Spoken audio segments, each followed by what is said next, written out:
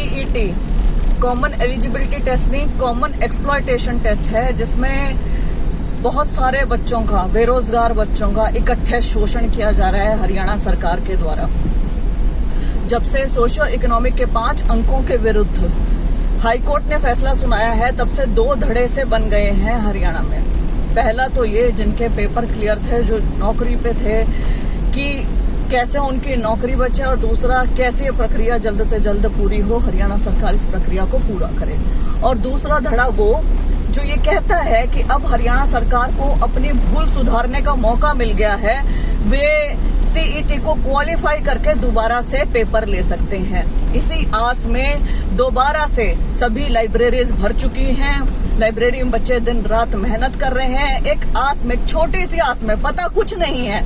सबसे ज्यादा दुर्गति हरियाणा के बच्चों की है कि हरियाणा सरकार बताती ही नहीं कि क्या करने वाली है। कम से कम क्वालिफाई करने वाली है वो बता दे, नहीं करने वाली है वो बता दे, 3 महीनों में भर्ती कर भी देंगे जो मसौदा तैयार किया है वो बता दे, या नाटक कर रही है, जिंदगियों से खेल रही है वो बता दे। लेकिन इन्होंने कुछ बताना नहीं होता, इन्होंने केवल और केवल बच्चों का हंडोला बना रखा है। ये जैसे खेल रहे हैं हमारी जिंदगियों से, बच्चों के सपनों से, करियर से, ये सब कुछ। आज अखबार की खबर है कि भर्तियों को गति देने की तैयारी, अगले माह सुप्रीम कोर्ट में अपील करेगी हरियाणा सरकार। इस माह क्यों नहीं, तो इसमें एक जो लिखी है चीज वो भी मैं पढ़ के बताऊंगी। हाँ, इसमें लिखा है 5 अंकों के मामले में हाईकोर्ट में रिव्यू केस दायर नहीं करेगी सरकार। तो कहने का अर्थ यह है कि पहले सरकार रिव्यू पिटीशन दायर करने की सोच रही थी हाईकोर्ट में, जो कि बहुत ही कॉमन सी बात है, रिव्यू कभी उठती नहीं है, मोस्ट प्रोबेबली वो खारिज ही होती, तो उसमें समय व्यर्थ होता। तो पहले तो ये रिव्यू करते, फिर उसके खिलाफ ये सुप्रीम कोर्ट जाते। अब सुप्रीम कोर्ट ये किस मामले में जा रहे हैं आपको पता होना चाहिए, क्योंकि इन्होंने कहा 5 अंकों के मामले में। हरियाणा कर्मचारी चयन आयोग की ग्रुप सी और डी की भर्तियों को पूरा करने के लिए हरियाणा सरकार ने तैयारियां तेज कर दी हैं। और इनकी तैयारियां क्या हैं? पंजाब एवं हरियाणा हाईकोर्ट द्वारा ग्रुप सी और डी पदों की भर्ती में सामाजिक आर्थिक मानदंड को असंवैधानिक करार दिए जाने के बाद अब हरियाणा सरकार सुप्रीम कोर्ट जाने की तैयारी में है। आप ये देखें कब आया था फैसला, इनकी तब से तैयारी ही चल रही है। तो आप समझें कि कितने गंभीर है युवाओं के भविष्य को लेकर। इसके लिए सरकार ने अपने टॉप के कानूनविदों से पूरा केस तैयार कर लिया है। ये टॉप के कानूनविद पिछले 10 साल से कहाँ थे, पिछले 5 साल से कहाँ थे, जब हर एक भर्ती कोर्ट में अटकी हुई थी, और जब तुम लोग जाते भी नहीं थे उसकी सुनवाई में, तारीख पे तारीख मिलती रहती थी। टॉप के कानूनविद अगर उस समय खड़े कर लेते तो बहुत सारी भर्तियां तो निकल जाती। ये टॉप के कानूनविदों ने ये नहीं बताया कि यदि सीईटी क्वालिफाई कर देते तो तुम आज जिस पोजीशन पे खड़े हो वहां होते ही नहीं। ये तो नॉर्मल से नॉर्मल बच्चा बोल रहा था। संभावना है कि अगले माह सरकार सुप्रीम कोर्ट में इस फैसले के खिलाफ अपील दायर करेगी, क्योंकि अभी सुप्रीम कोर्ट की छुट्टियां चल रही है और 8 जुलाई से सुप्रीम कोर्ट फिर से खुलेगा।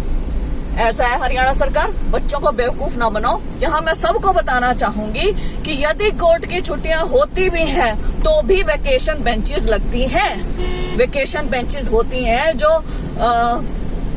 जो अर्जेंट से अर्जेंट केसेस होते हैं वो सुनती है।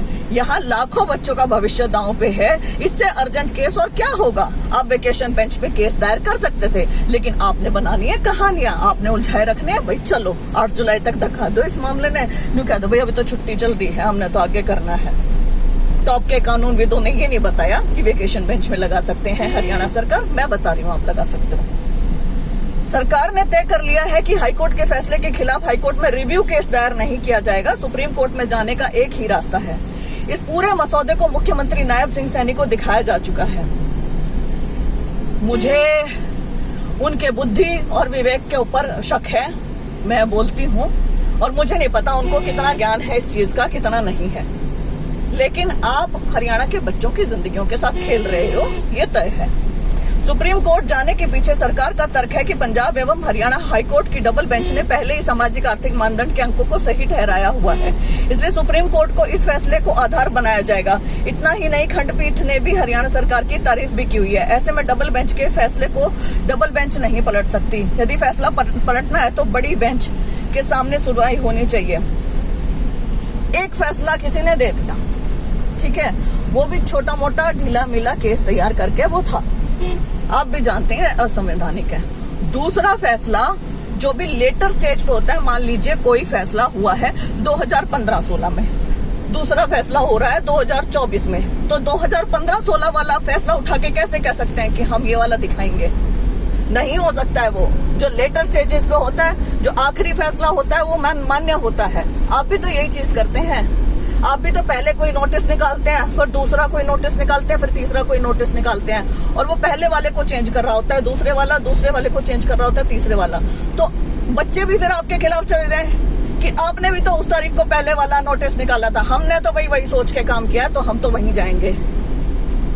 फिर आप क्या कहोगे? नहीं भैया, पहले वाले को ओवरशैडो कर दिया, ओवरकम कर दिया ना सेकंड वाले नोटिस ने, तो पहले वाले का महत्व नहीं रहा।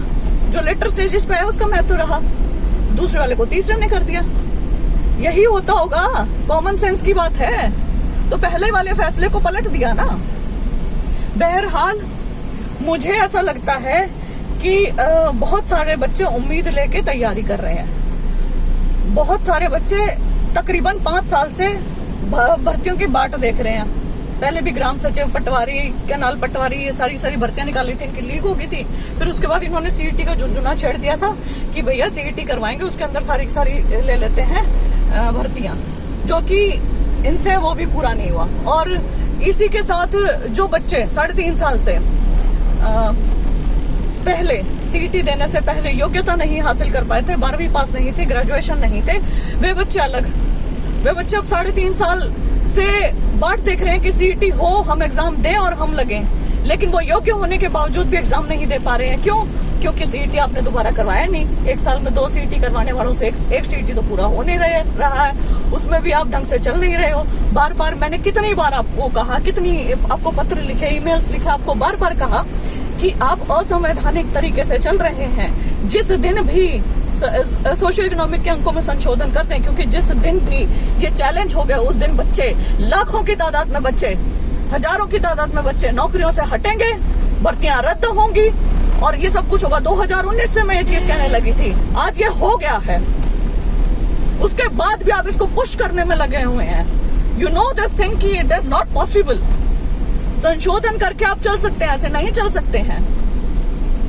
बहरहाल इनका नाटक जारी रहेगा। हम भी नहीं जानते हैं कि क्या करना चाहते हैं, लेकिन मैं एक आपको विश्वास दिलाती हूँ कि मैं आप लोगों के साथ खड़ी हूँ, खड़ी रहूंगी। जहां मेरी जिस चीज में भी जरूरत होगी, उस चीज में एक आवाज मार देना और श्वेता तुम्हारे साथ खड़ी मिलेगी। बहुत बहुत धन्यवाद।